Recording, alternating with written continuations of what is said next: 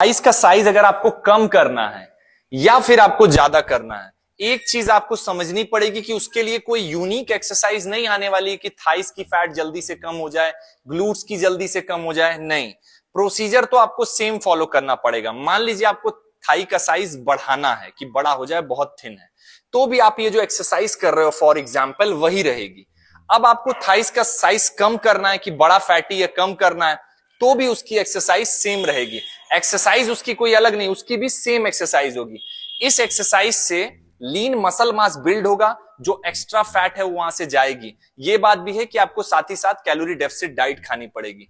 Decide करेगी आपकी calories की आप साइज बढ़ाना चाहते हो या कम करना चाहते हो। मान लीजिए अगर आप साइज को इंक्रीज करना चाहते हैं तो आप हाई कैलोरी डाइट खाएंगे और इस तरह के वर्कआउट करने के बाद आपका साइज अपने आप इंक्रीज होने लगेगा, लीन मसल मास बिल्ड होने लगेगा, फैट नहीं आएगी।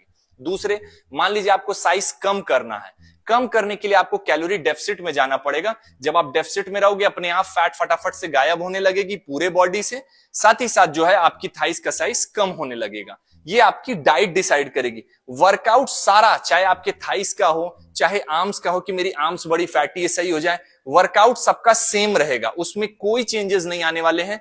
कोई ऐसी एक्सरसाइज नहीं आने वाली है जो करने के बाद आपको लगे कि इस एक्सरसाइज के बाद से मेरे आर्म्स अच्छे हो गए, मेरी थाइस पतली हो गई।